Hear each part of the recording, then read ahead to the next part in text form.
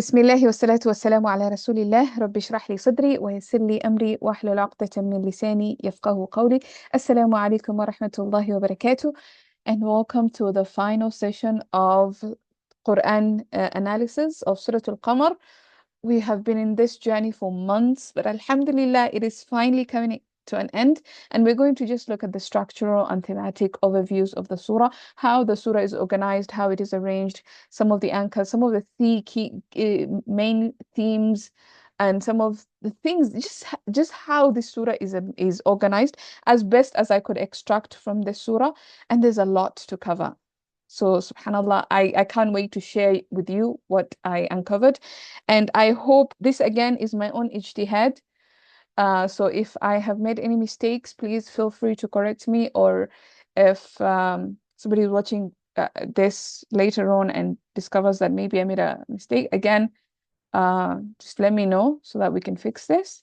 So whatever is good is from Allah, and whatever is from me, whatever is a mistake, it's from me. All right. And again, like I said, if you have a mushaf with you, that would be good so that you can follow along which surahs I'm talking about. But before we go into the main theme or the main discussion, how the surah is organized, let's just look at the summary of the entire surah, what we've covered so far. Now, some of the main themes, and we talked about this, some of the main themes of the surah is Judgment Day. Judgment Day kept coming up. We know in the first ayah, اقتربت الساعة, the hour has drawn near. That was the mention of the hour, the day of judgment. And then there was a description of the day of judgment, how the people, the disbelievers will be خش عن أبصارهم يخرجون من الأجداث, how they will be coming out of their graves like locusts. And then بل الساعة موعدهم والساعة أدهى وأمر. And the appointed time, the appointed day is the day of judgment. And the day of judgment is better and most worse. We talked about. So the day of judgment is a main theme, and it keeps coming up over and over again throughout the entire surah. And again, another theme or another main theme is warnings and punishment. فكيف كان عذابي ونذر. How terrible my punishment and warnings were. And then you have ذوقوا عذابي ونذر. Test my warnings and punishment. So that kept coming up over and over again. And then lastly, one of the main themes is the Quran. وَلَقَدْ يَسَّرْنَا الْقُرْآنَ لِلذِّكْرِ فَهَلْ مِن مُدَّكِرٍ. Again, the Quran, the mention of the Quran and how easy it has been meant as a reminder kept coming throughout the surah. So these are some of the things that should make you wonder, should make you think, why is this being repeated over and over again? It's part of the beautiful, cohesive, and order of the Quran that we're going to look at, inshallah. Some of the styles that is used in this Quran, and I find it very unique to this this surah, is the language that was used. We talked about the language and how scary it was. It was fear-striking type of language. There was a lot of vocabulary that wasn't found in anywhere else in the Quran. Like, for example, ashir, the word ashir is nowhere else in the Quran. So you have very unique language, very fear-striking kind of language that is found in the surah. There's a lot of much repetition and anchor words. Again, mustaqir, amru mustaqir, adabu mustaqir. You have these words that keep وَلَقَدْ جَاءَهُم مِّنَ الْأَنبَاءِ وَلَقَدْ جَاءَ فِرْعَوْنَ. So you see some of this when you're reading the surah over and over again, you start noting, oh, this word has been repeated. This word, I had it before. This word has been mentioned. So there's a lot of that kind of repetition. And of course, the main kind of repetition is فكيف كان عذابي ونذر ولقد يسرنا القرآن للذكر, keeps on repeating itself. And then a lot of emphasis and exaggerative language, like we saw.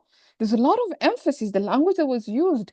There's a lot of agency in the language that has been spoken. And also when you look at the surah generally, you would find that there's a lot of more verbal sentences. So كذبوا, كذبت, a lot of verbal sentences throughout the surah. But then you have a few nominal sentences. You have a few jumla ismiyas, and when you see them, it strikes at you. It pops up at you. إن المجرمين في ضلال وسعر. You're like, oh, that's a jumla ismiya. Normally it was just كذبوا, كذبت, هم. And now all of a sudden, it's a jumla fi'liya, a jumla ismiya, sorry. Yeah. إن المتقين في جنات ونهر. Again, a jumla ismiya. So you tend to notice the jumla ismiyas when they stick out, because most of the surah is jumla fi'liya. And again, same thing. The audience is mostly third person. هم. كذبوا. كذبت قوم عاد. كذبت لوط. قوم لوط. You know, it's them. هم. And then all of a sudden, أكفاركم? Are your disbelievers? Now it's talking to you. And you're like, oh, it changes from third person to second person. So when those changes happen, it again sticks out and jumps at you. And then there's a beautiful story that we talked about. There's an underlying, again, this is my own ijtihad. I did not read this from any tafsir. Ustad did not mention this. But as I was reading the surah, for me, it felt like the Prophet ﷺ was being given glad tidings of the hijrah, of the migration to Medina. Just like Nuh alayhi salam was rescued, he was also going to be rescued and he would take refuge in Medina. And again, there was that underlying theme, just like how the people of Saleh, they gathered together, they formed a meeting, a secret meeting on how they're going to get rid of the problem of the camel. The Quraysh, they also formed a secret meeting with the elites of Quraysh to decide how they were going to solve the problem of the Prophet ﷺ. So you can see these parallels forming underlying theme that tells you, oh, these are the events that are going to happen. It's going to be the migration. Because when this surah was being revealed, the Muslims were being tortured. It was the 5th, 6th year. The Muslims were being tortured. And by the 10th year, they were migrating to Medina. So you can see like the events unfolding throughout this story. And again, after that, you have the Battle of Badr, which again is mentioned in this surah. And we talked about this. يُوَلُّونَ الدُّبُرَ. This is something that will happen on the day of Badr. So there's that kind of a unfolding of the life of the Prophet ﷺ throughout this surah, subhanAllah, which I thought was really amazing. And then lastly, when you look at the beginning, is a powerful hook. When you're reading a story, the story has to grab you. You know a good story if the beginning just, you can't let go of it. When you're reading a powerful story, like you're reading the beginning, you're like, what is this? I want to know more. Tell me more. That's what we went through. When Allah says, اقتربت الساعة وانشق القمر, it's such a powerful hook. It draws you in, it grabs you. You're like, okay, tell me more. I want to know. What is this sign? What is this qamar? When did this happen? How soon is the hour? And then by the time you come to the end, عند مليك مقتدر إن المتقين في جنات ونهر عند مليك مقتدر. Ah, it's such a gentle release. You feel like it was such an intense journey throughout this story, but by the time you get to the end, you just feel calm and relaxed, and you pray that you're among those who are in the company of Ar-Rahman. All right. So now let's look at the thematic structure. Now I came up with 2 thematic structures, and I hope that I'm able to go through them with you guys. May Allah grant me the words to explain this and just the wisdom because there's a lot. So I came up with 2 different kinds of structure. There's the first structure that is made up of 5 sections, and there's the second structure that is made up of 3 sections. They're not very different, but slightly different, and we're going to see probably the difference. But we're going to start with the one that has 5 sections. Now, the 5 sections, the first section is this, what you're seeing. The signs and warnings of Allah. That's the first section. All right. So اقتربت الساعة وإن يروا آية يعرضوا. This is the first section, ayah number 1 to ayah number 5. So if you look at that, Allah is just talking about his signs, which is beautifully mirrored in the last section where Allah talks about his power and capability. So عند مليك مقتدر وكل شيء خلقناه بقدر. From that section all the way to عند مليك مقتدر. So it starts with qadr, ends with muqtadir. And in between is just Allah showing his power, and we're going to see exactly how. And then you have the second section is Judgment Day, where Allah says, فَتَوَلَّ عَنْهُمْ يَوْمَ يَدْعُ الدَّاعِ إِلَى شَيْءٍ نُكُرٍ. When a caller calls to something, so this is a caller calling to, this is on the Judgment Day. خُشَّ عَنْ أَبْصَارُهُمْ, their eyes downcast.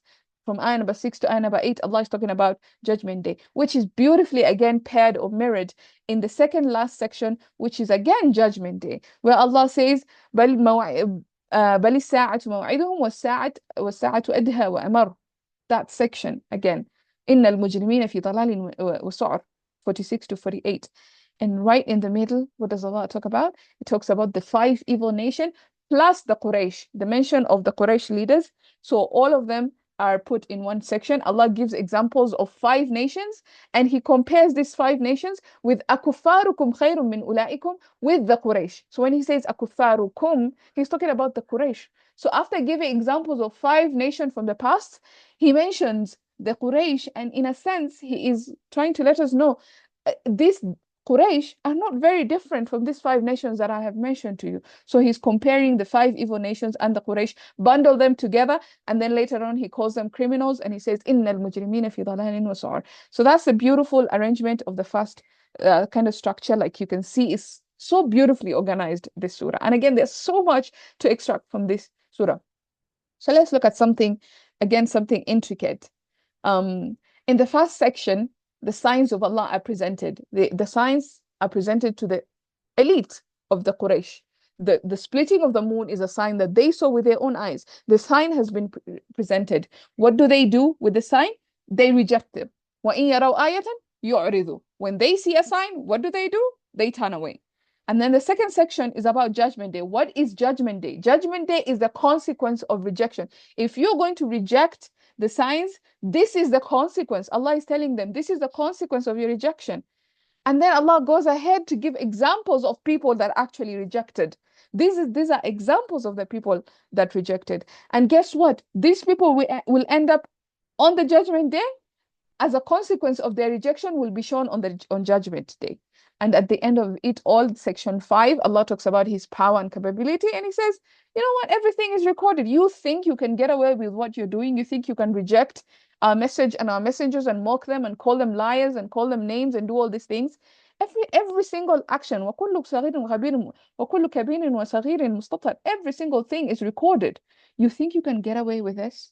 No, everything. وَكُلُّ شَيْءٍ فَعَلُوهُ فِي الزُّبُرِ. Everything has been recorded.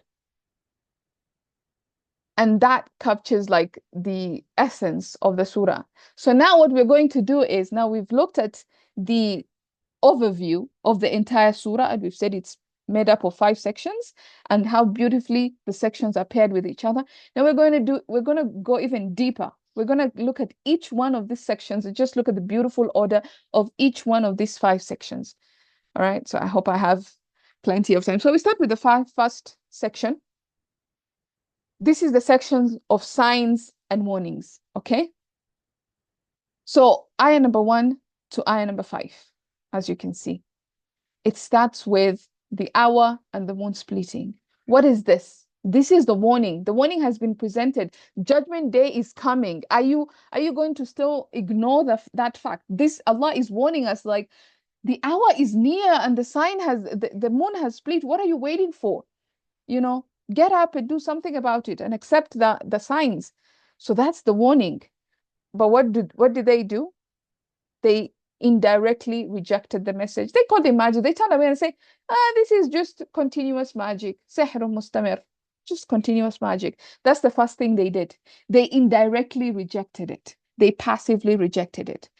And then they actively rejected it. وَكَذَّبُوا وَاتَّبَعُوا أَهْوَاءَهُمْ. They actually rejected it blatantly and directly, and they chose their desires. So that is active rejection. And then Allah mentions 2 other things. He mentions deterring warnings. وَلَقَدْ جَاءَهُم مِّنَ الْأَنبَاءِ مَا فِيهِ مُزْدَجَرٌ.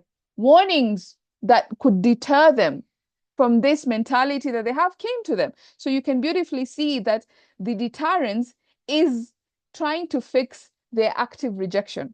So this section is beautifully paired with this section. This the warnings that came to them is fixing their active rejection. Imagine, like, they reject it directly, and Allah is saying there were people that rejected it directly, like you are doing right now. So desist, resist, stop what you're doing. So you can see that the stories is meant for them to stop their direct rejection. And then Allah goes again and mentions far-reaching wisdom. Hikmatun baligha. What is hikmatun baligha? It is the Quran. The thing they called it magic, the passive, the indirect rejection, when they turned away and called it magic, Allah says this is not magic. This is hikmatun baligha. If you want to fix your indirect rejection, if you want to fix your idea that this is sihrun mustamir, this is continuous magic, you need to understand that the Quran is far-reaching wisdom, is hikmatun baligha. Look at the beautiful order of the Quran. And then the final section is, Allah says in ayah number 5, part B, فَمَا تُغْنِ النُّذُرُ. What good is a reminder? What would reminder benefit? How will it benefit them? How would the warning, sorry, I'm saying reminder, I mean warning. What would the warning benefit them? So you can see how beautifully it starts with the warning, but at the end, the warning failed. They couldn't accept the warning, right? So at the end here, it says the warning failed. Let me make this bigger. Okay, right. So you can see warning, warning, and then indirect rejection, deterrence for the rejection, paired. Active or direct rejection, then you have this deterrence for that kind of rejection. So these two are paired, these two are paired, and then the warnings are paired. And it forms a beautiful ring like that. All right. And again, just to mention, this is talking about the Quraysh. This is important to understand how the Quraysh are being mentioned there, because it's going to tie up together with the end of the second section or the third section. Then we go to the second section. Oh, sorry. Then the reason why I called this first section signs and warnings is because it was just filled with signs and warnings. And I wanted to show you how. So when you look at the first ayah, it says, اقتربت الساعة وانشق القمر. What is that? It's a warning. Allah is warning us. The moon has been split. The day of judgment is here. What are you doing with your life? So that's a warning. And then وَإِن يَرَوْا آيَةً. If they see a sign, what is that? That's a sign. And then deterring news from them, from before came to them. What is that? It's a warning. And then far-reaching wisdom, hikmatun baligha. That's the Quran. What is the Quran? It's a sign of Allah. It's filled with signs. It's filled with ayat. We call them ayat. The Quran is full of ayat. It's a sign. And then it finally ends with فَمَا تُغْنِ النُّذُرُ. What good is a warning? So you can see warning, sign, warning, sign, warning. That's the beautiful order of the Quran. I mean, this is inhuman. This is divine order. There's no way that a human being would speak like this. And everything is just ordered beautifully. That is section 1. Now let's go to section 2. Remember, section 2 is about Judgment Day. And I have the headings here, just in case, and the ayat number if you want to follow along, just in case you forget which section we are talking about. So we're in section 2, and section 2 is talking about Judgment Day. If you look at, it's just only 3 ayat. Ayah number 6 to ayah number 8. Ayah number 6, يَوْمَ يَدْعُ الدَّاعِي إِلَى شَيْءٍ نُكُرٍ. A day on which a caller calls to something horrible. Nukur, we talked about nukur, and we said it's something horrible, something unimaginable, like very difficult. So I just called it a call to horror. A call to horror. And then ayah number 7, what does ayah number 7 talk about? Ayah number 7 talks about the state of disbelievers on the day of judgment. How they will be. خُشَّ عَنْ أَبْصَارُهُمْ يَخْرُجُونَ مِنَ الْأَجْدَاثِ كَأَنَّهُمْ جَرَادٌ مُنْتَشِرٌ. How they will be coming out as locusts. Remember that? That's how it talks about. And then ayah number 8, what does that talk about? مُهْطِعِينَ إِلَى الدَّاعِ. Rushing to the caller. The caller is calling them to something nukur, and they're rushing to him. Subhanallah. Like, it's just horror. The disbelievers are in a state between horror and horror. Look at that structure. So you have A, this is how I'm labeling most of my stuff, so you watch out for that. So A is talking about call to horror, and A apostrophe is a similar theme that is mirrored. Okay, so a call to horror, rushing to the call of horror. And in between, you have disbelievers and their state in the day of judgment. How beautiful is that? Let me go to section 3. Now, section 3 is the biggest section of this surah. And section 3 has 5 nations mentioned from before and a mention of Quraysh. So there's about 6 different groups of people that are mentioned in this particular section, right? And we're going to go through each one of them, and you can just appreciate like how beautiful this surah is organized and orderly, and like it's impossible. It's just impossible. And to imagine that the Quran came in a period of 23 years and it was all like haphazard, it wasn't in an orderly fashion. Like sometimes you can get an ayah from this surah, and then the next day you get an ayah from another surah or two ayahs. Like if you imagine that, it's it's just mind-boggling. It feels impossible that this was done. Uh, it makes you appreciate how amazing the Quran is and how uh, Allah is, the true deity worthy of worship. La ilaha illahu. All right. So this is the third section, and we're going to begin with Qawm Nuh. That's the first section. And this is between ayah number 9 to ayah number 17. That's the story of Nuh. But of course, the whole section is 9 to 45. So if you have a Mus'haf ready, you can check from ayah number 9 to ayah number 17. So ayah number 9, it starts with rejection. كذبوا قبلهم قوم نوح كذبت قبلهم قوم نوح فكذبوا عبدنا. They rejected. That's the first theme of the discussion, their rejection. And then what is the next thing? فدعا ربه أني مغلوب فانتصر. So he called his master that I am overwhelmed, help. So you have the dua of Nuh. And then what follows is the response, how we, rescued him, and he was floating under our eyes, and we just took care of him, That was a response of the dua. But then what followed? What followed is فَكَيْفَ كَانَ عَذَابِي وَنُذُرْ, is the consequence of the rejection. How horrible the punishment was. So you have rejection, and what is the consequence of that rejection? Punishment. So you can see beautifully that the rejection is paired with its consequence, which is the punishment, and then the dua of Nuh is paired beautifully with the response that Allah gave after Nuh made the dua. And then, of course, that section is beautifully summarized by the mention of the Quran. وَلَقَدْ يَسَّرْنَا الْقُرْآنَ لِلذِّكْرِ فَهَلْ مِن مُدَّكِرٍ. So you have this kind of pattern A, B, B apostrophe, A apostrophe, C. So you can clearly see how they are organized, like the themes are organized there. And by the way, again, feel free to stop me, ask me questions, comment, or type it in the chat. This is my own ijtihad, and I welcome any clarifications, corrections, comments, whatever. So that's Qawm Nuh. That's the story of Nuh. Then you go to the second story. That's the story of Ad. This is between ayah number 18 to ayah number 22. Now, it's a very short story because it's just 3 ayat, 4 ayat. It's not a lot, right? So it starts with the rejection again. كذبت قوم عاد. Starts with the rejection. And of course, what follows is the punishment. How we uprooted them like palm trees. Yeah. So it's a very short section. So it's just rejection and the consequence of rejection and punishment. And then it's again beautifully summarized by the mention of the Quran. وَلَقَدْ يَسَّرْنَا الْقُرْآنَ لِذِكْرِ فَهَلْ مِن مُدَّكِرٍ. So you have this kind of kind of pattern where you have A apostrophe, and then B is a different subject matter, which is the Quran. I hope this is making sense, by the way. So sometimes it could be making sense in my head, but it's not making sense for you guys. Then we go to the next story, which is the story of Thamud. The story of Thamud, again, made up of from ayah number 23 to ayah number 32.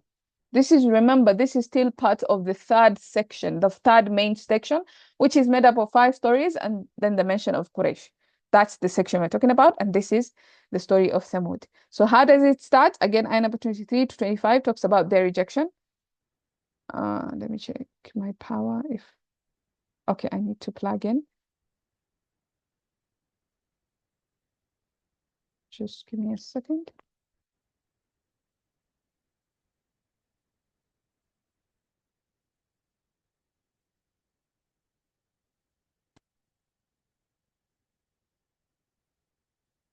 Yeah, so we're talking about the story of Thamud. And of course, like all the other stories, it starts with rejection. Because again, remember, the main theme is the Quraysh rejected the signs. So Allah is giving them stories of people that did the same thing, that rejected the signs. Yeah. And as a result of their rejection, there were consequences. So Allah is trying to use these stories to deter them from committing similar crimes. What is happening? Okay.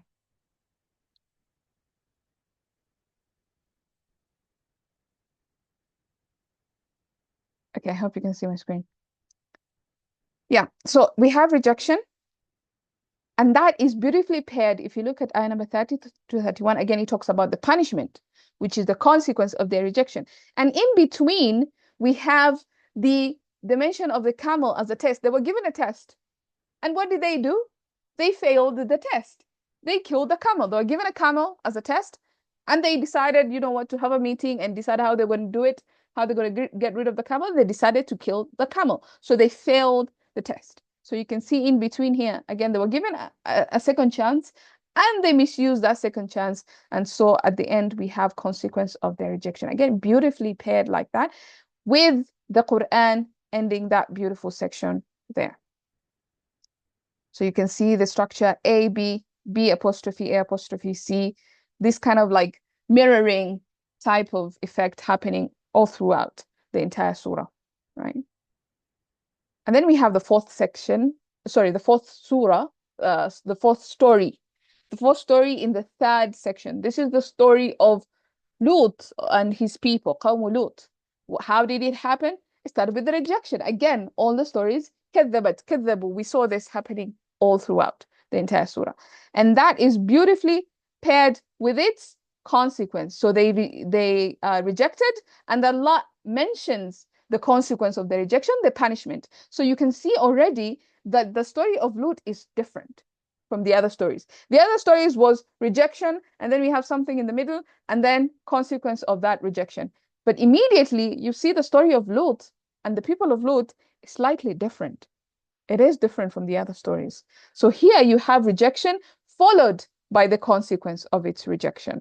And then in between, you have the exception. Lut and his family were rescued. And in a similar way, كذلك نجزي من شكر. In the same way, we would reward those who are grateful, right? So you have that kind of exception being mentioned there. And again, back to rejection and consequence of rejection. So that's how the surah is organized. So ayah number 36, again, they reject the warnings. The angels came to them, and what did they do? They rejected the signs of the angels. They were like, no, we want the angels, and they kind of like failed that test as well. So what happens? And then the punishment ensued. So that will be the consequence of that rejection. And beautifully, again, it is summarized by the mention of Quran in the end of that section. So we have A apostrophe, and then B, which is a different theme, and then again rejection, consequence of that rejection. Then we have the final story, which is the story of Fir'aun. Again, a very short mention of this story. There's not a lot going on. So you can see it starts with وَلَقَدْ جَاءَ فِرْعَوْنَ النُّذُرُ. How does it go? وَلَقَدْ جَاءَ آلَ فِرْعَوْنَ النُّذُرُ. Yeah. So the فَكَذَّبُوا, and they rejected all the signs. All right. So it's the rejection. And then what happened? فَأَخَذْنَاهُمْ أَخْذَ عَزِيزٍ مُقْتَدِرٍ. So we grabbed them, a mighty grabbing. We seized them, a mighty grabbing. So you can see it's just rejection and the consequence of that rejection. Now, the last part, then he talks about أَكُفَّارُكُمْ خَيْرٌ مِنْ أُولَٰئِكُمْ. Your disbelief, it goes back to the Quraysh. The theme changes from Fir'aun, it goes back to the Quraysh. Now, this is the consequence of rejection, because it talks about what? It talks about the Battle of Badr. It talks about يُوَلُّونَ الدُّبُرَ سَيُهْزَمُ الْجَمْعُ وَيُوَلُّونَ الدُّبُرَ. They are the Jam'a, the gathering is going to be crushed into, and they're going to turn their backs. Who are they talking about here? They're talking about the elites of Quraysh. But here, there's a consequence of rejection.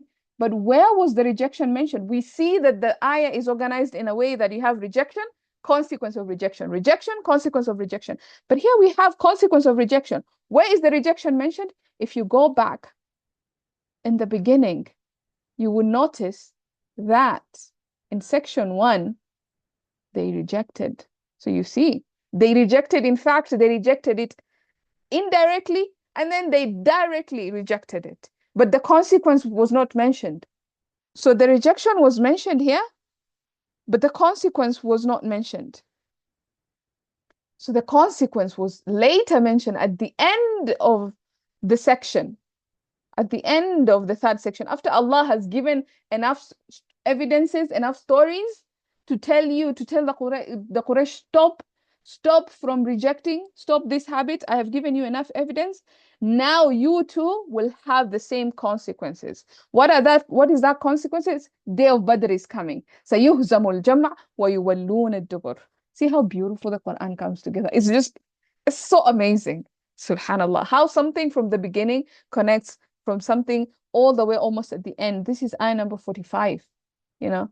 So how that all connects together.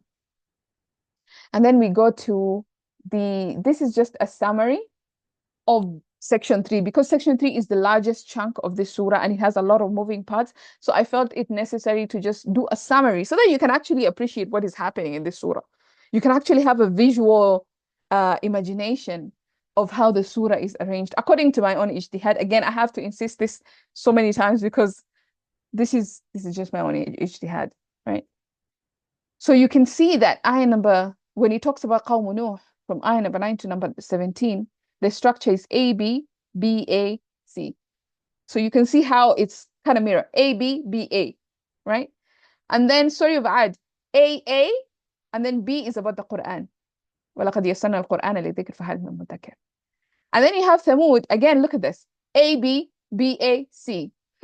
I've even tried to color code them so that you can actually see the similarity. See how this one is beautifully like the same structure as this one.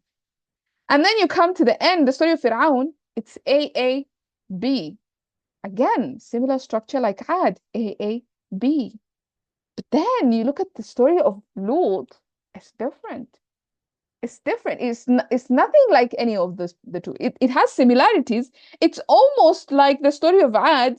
Like if I was color coding this, I would have almost color coded it the same color as this one, but it's different because it's A, B, then A, C. So it's slightly different, which actually when you're reading this throughout the surah, you would notice that the story of Lut is different. It's different. And even the punishment is different. Even the intensity. We talked about this when we were going through the surah. The intensity that was mentioned in the punishment of Lut is different. Like Allah deliberately made the story of Lut and his people slightly different. Now, I don't know why.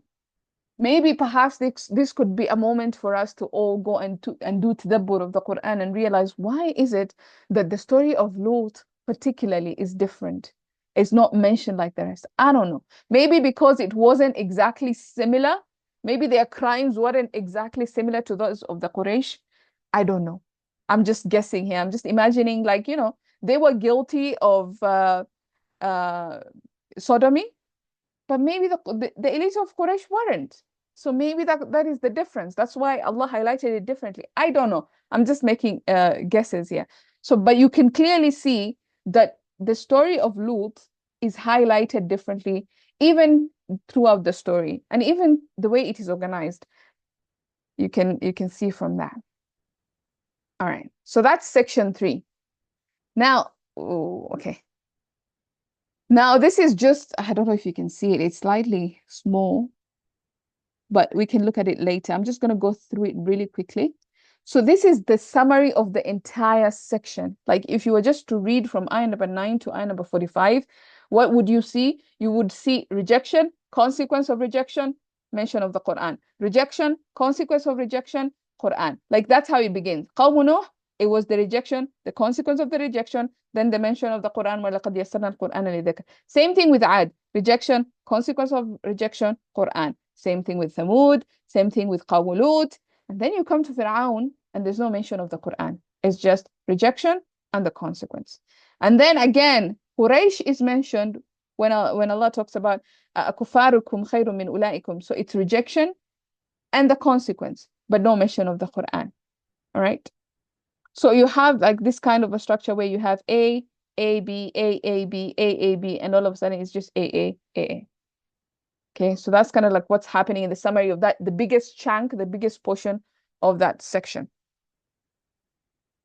Then finally, we go to, not finally, but second last, we go to the fourth section, which is the Day of Judgment. Again, remember, it was signs and ayat of Allah, and then Judgment Day. then nations, then judgment day again, then the power of Allah. Those are the 5 sections we're looking at. This is the 4th section, which is judgment day. Again, you can beautifully see that it talks about the day of judgment. Yeah. بل موعدهم الساعة بل الساعة موعدهم والساعة أدهى وأمر. The day of judgment, which is a punishment, because it says بل الساعة أدهى وأمر. It's bitter and it's the worst, right?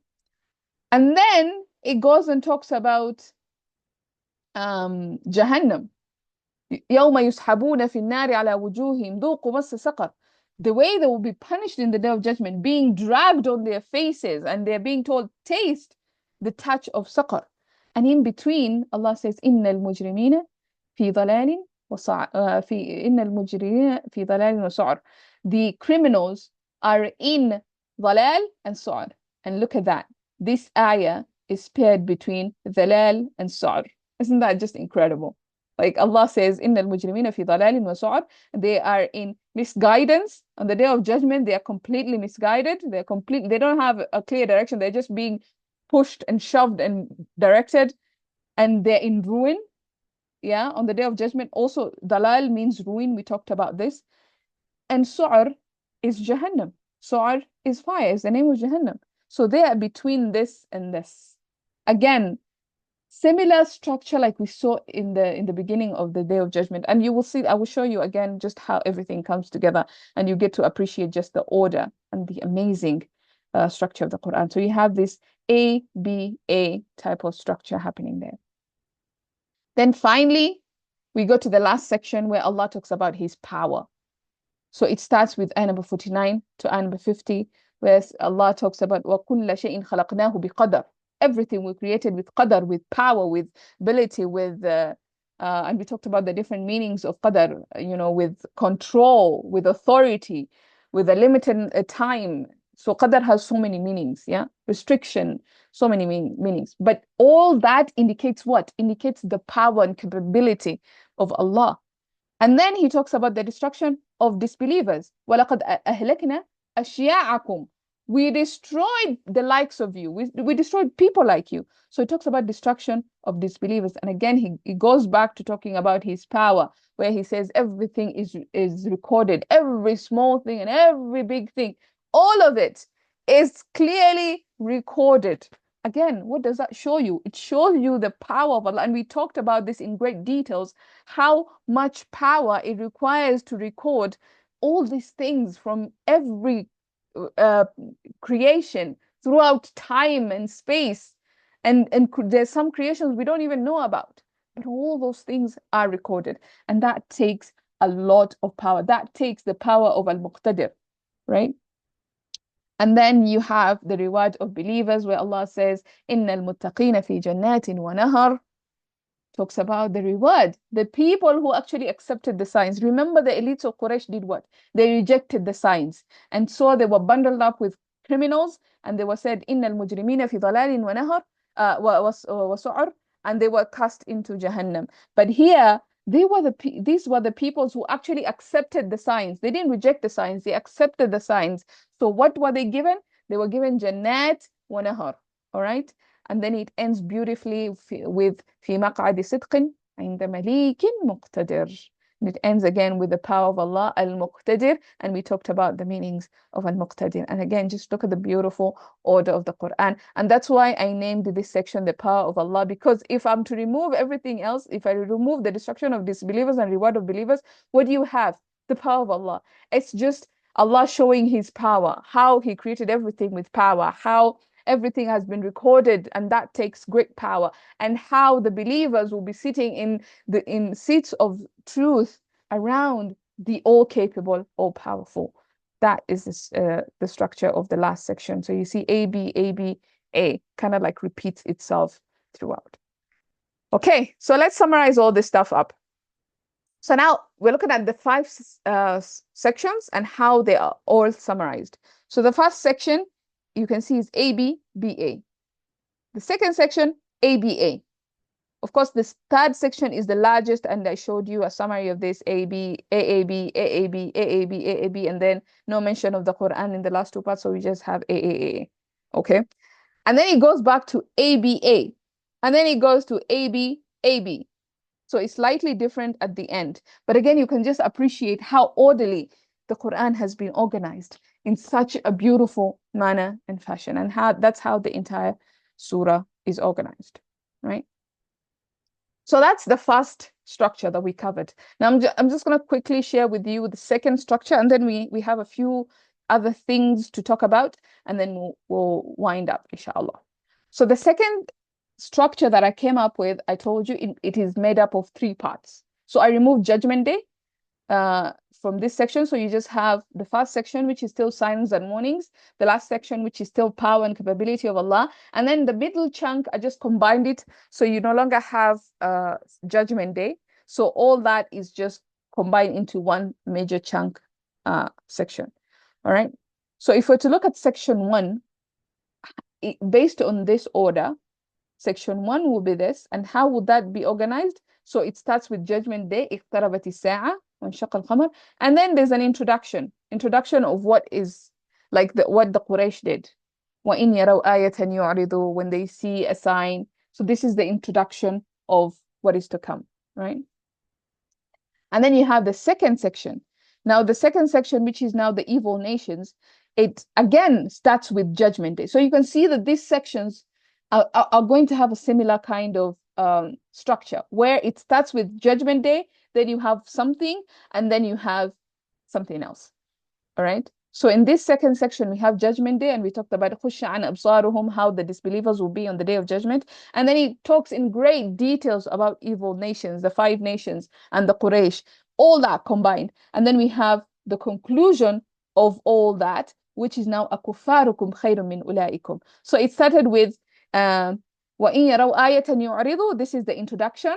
But when you are concluding that section, again, it goes back to the Quraysh. And what does Allah says? Akuffarukum, do you think your disbelievers are better? So you can see how that whole section has been concluded. So this is the introduction. The conclusion is in the second section of that part. All right. And again, the third section, it doesn't change. It's more or less it's the same. So it starts with Judgment Day again, and then power of Allah basically takes the whole theme. So if I was just summarize this, I would say the third section is made up of Judgment Day and the power of Allah. But as you can see, it's Judgment Day, power of Allah, destruction of disbelievers. We talked about this. Then again, power of Allah, reward of believers. Then again, power of Allah. Okay, so let's look at a summary of all that so that you can appreciate, like, just from a glimpse, like how the entire structure is organized based on these 3 structures. If we're to look at 3 sections, if we're to look at it as just 3 sections, so section 1 is just AB. Section 1 is made up of 2 themes, AB, Judgment Day, and the introduction, what I'm calling the introduction. Then section B is made up of 3 things. Judgment Day again, you can see A is repeating itself, Judgment Day again, and then B is the 5 nations, and then C is the conclusion of whatever was happening here. And then section 3 is made up of Judgment Day again. So you can see A, Judgment Day keeps repeating. And then you have a different theme, which is the power of Allah, and then disbelievers, believers, and so on and so forth. So, I mean, just look at this. It looks like a beautiful pyramid that just keeps on adding A, B, C, A, B, C, C, B. Like, it's so beautiful. I couldn't make this even if I wanted to. Like, I just followed the cues, and this is what it gave me, right? And maybe it is Allah is the one who put in us this ability. There's this thing called apophenia, pareidoia, where you look for patterns. You know, when you're praying sometimes and you look at the carpet and you start seeing faces or you start seeing images and patterns. This is a human ability. Like, we have this thing where we try to look for patterns. And I strongly believe this is an innate gift from Allah, that Allah is the one who gave us this ability to look for patterns, because He wants us to see the one who created the patterns. He is guiding us. This is an ayah from Him. So when we are able to connect these patterns and we're able to see this beautiful arrangement and organization, when we're looking at a leaf and we see how beautifully it is arranged, and some leaves have 3 leaves, some trees have 3 leaves, and some have 6, and so on and so forth, and we're looking for these patterns, we are actually finding Allah in the process. All right. I'm not gonna share with you this article. Maybe I'll just post it in the group and you guys can read about pattern seeking behavior. and all that. And again, of course, this reminded me of this structure that we did in the story in At-Taghabun, Surah Taghabun. We talked about how if you just, it's like the Quran is a flat surface 2D structure, and then you start digging deep into it, and it's like it just, you pull it out and it becomes a 3D image, and you start seeing different dimensions to it. You start seeing different angles, different flavors, different tastes, different, it just becomes something else. And then you're done and it goes back to being 2D, goes back to being a flat surface. And then you go deep diving again and it's another beautiful structure. It's truly stunning and amazing. SubhanAllah. Now let's look at the destruction comparison. Again, these are just some of the things that you can pick out how beautifully the Quran is organized. It starts with the story of Noah, and the story of Noah, and we know the people of Noah, what happened to them? They were drowned. They were drowned. Just like Fir'aun, he got drowned. And then what happened to Ad? They were taken by winds. Just like Lut was taken away by winds. And then right in the middle, you have Thamud, who were taken by a single blast. And the essence of this story, or what I got from this beautiful arrangement of destruction of these 5 nations, is that if you must be submerged by oceans, just like the people of Noah who were submerged, then be submerged in the oceans of the Quran. وَلَقَدْ يَسَّرْنَا الْقُرْآنَ لِلذِّكْرِ فَهَلْ مِن مُدَّكِرٍ. And if you must be blown away, then be blown away by the beautiful winds that are found in the Quran. Be blown away by the amazing nature of the Quran. And if you must hear a sound, like the people of Ad, Thamud had a single blast, then hear the recitation, the beautiful tajweed-filled recitation of the Quran.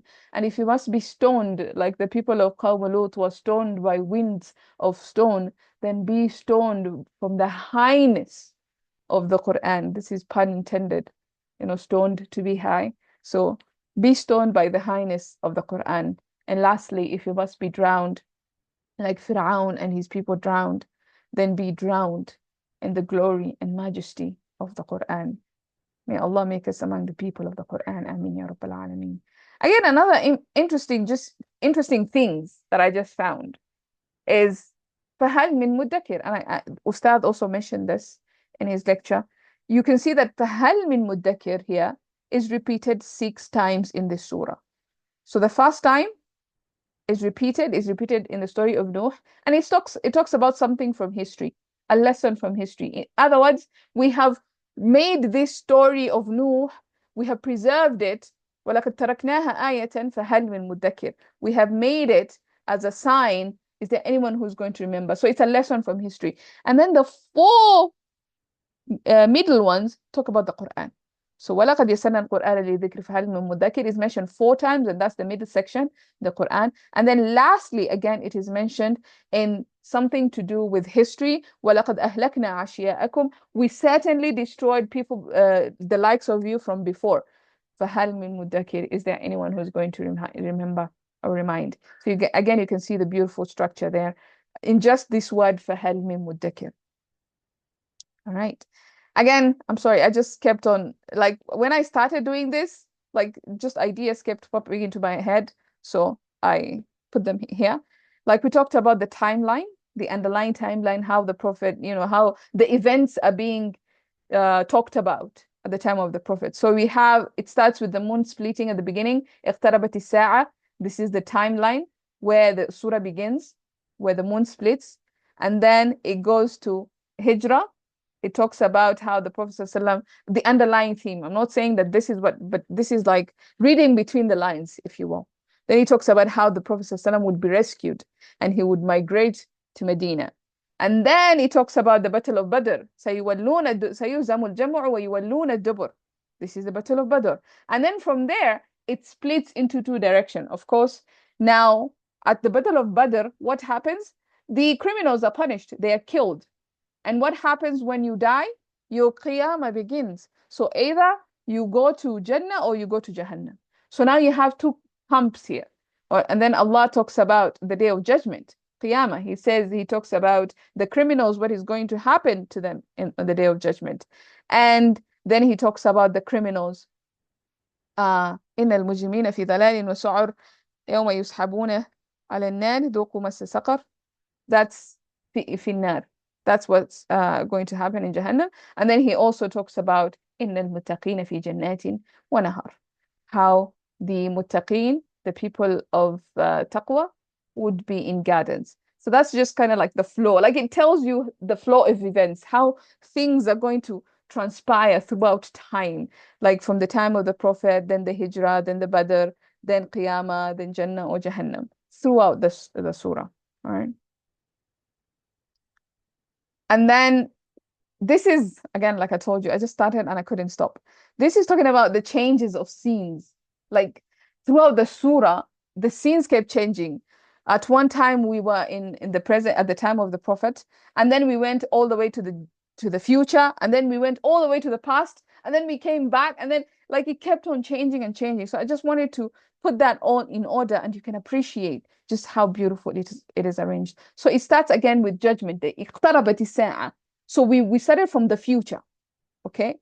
And then we came to the present at the time of the Prophet's time, not the present now, but at the time of revelation, where the Quraysh rejected. وَإِن يَرَوْا آيَةً يُعْرِضُوا. They rejected.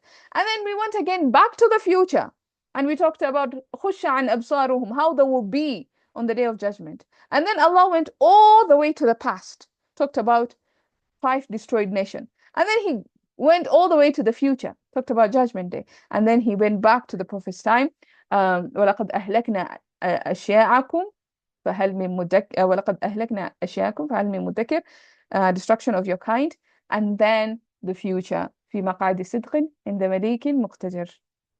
And kind of like just how beautiful it is all organized. Future.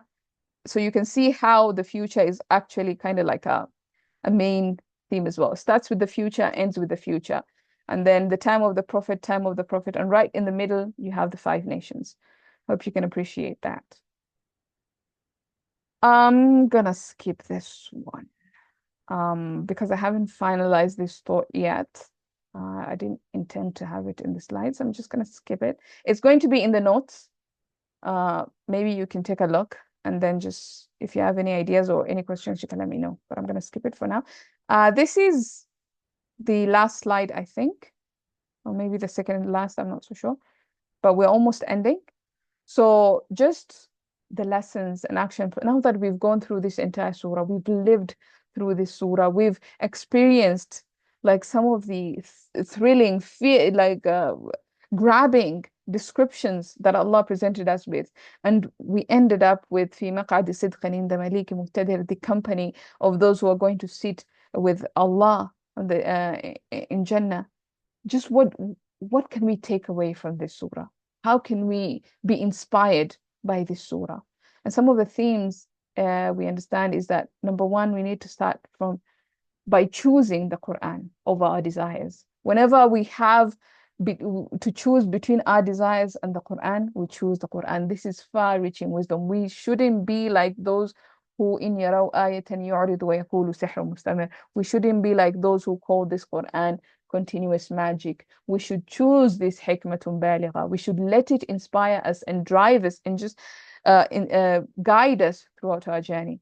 And then, of course, this is again another important thing. The reason why Allah is telling us stories from the past is so that we can learn from history, so that we don't allow history to repeat itself, so that we can do better. We learn that these people did these mistakes so that we can become better and do better. And we have to understand the urgency and the gravity of the Day of Judgment. The main theme of this surah, as we saw, is the Day of Judgment kept coming, kept coming, kept coming.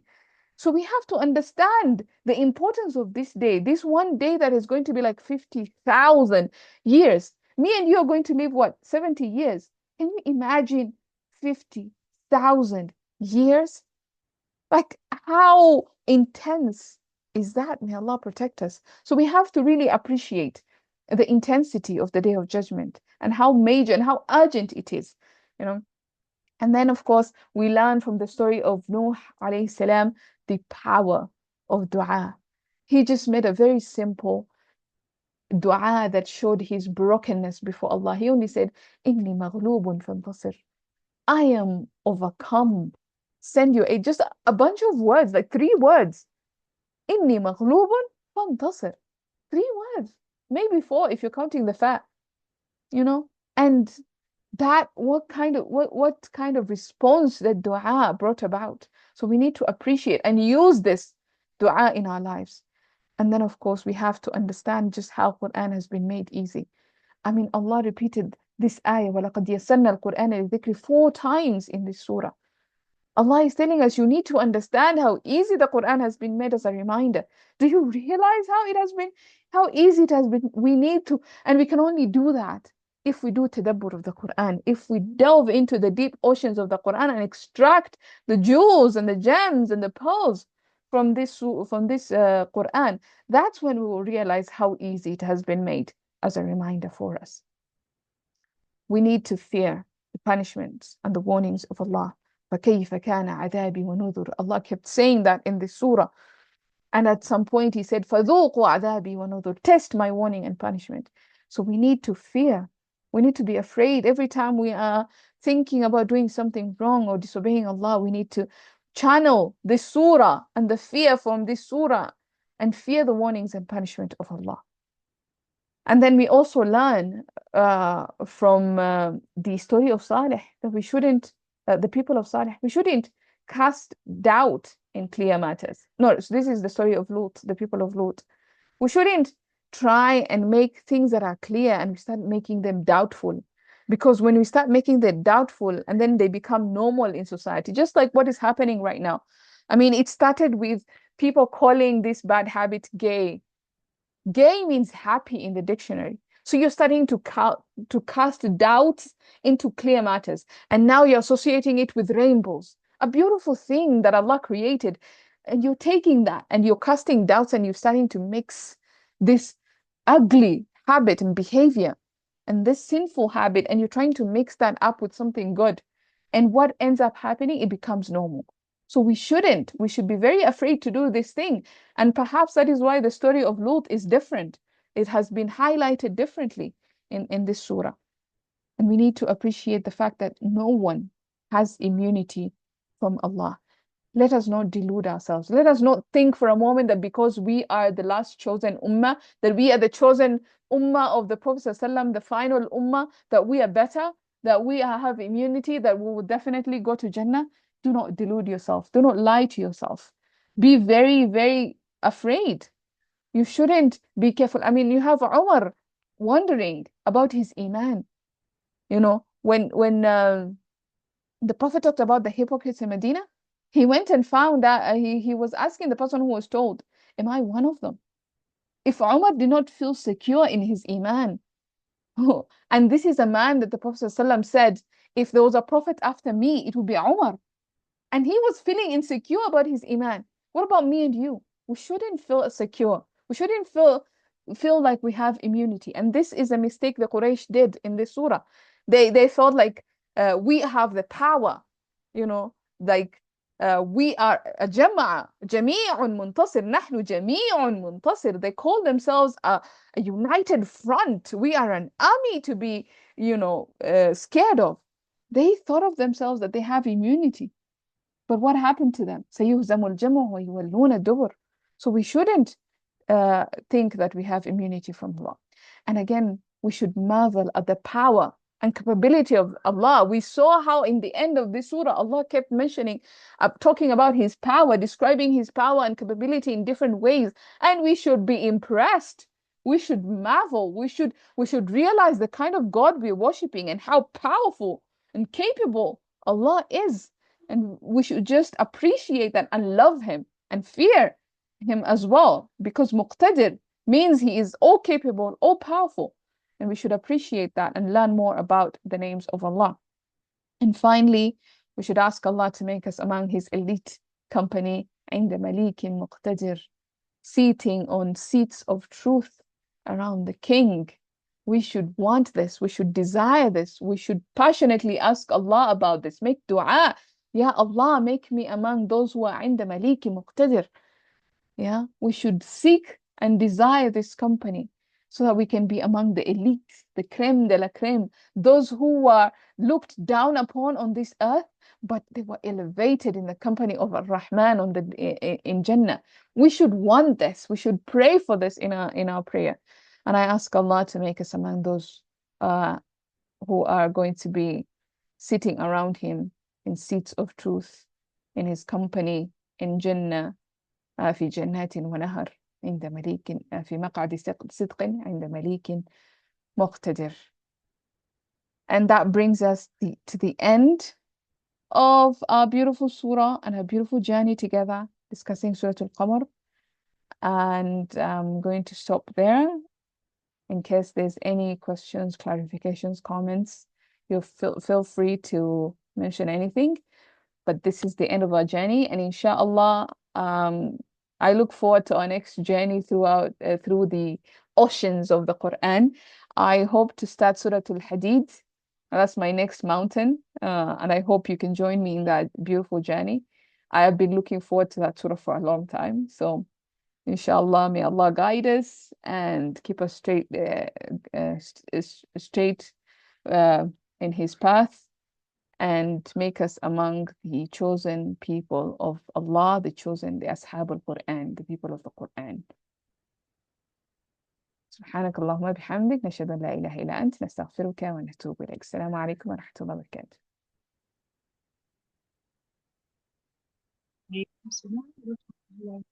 وعليكم السلام ورحمة الله. شكرا لك. وعليكم السلام ورحمة الله.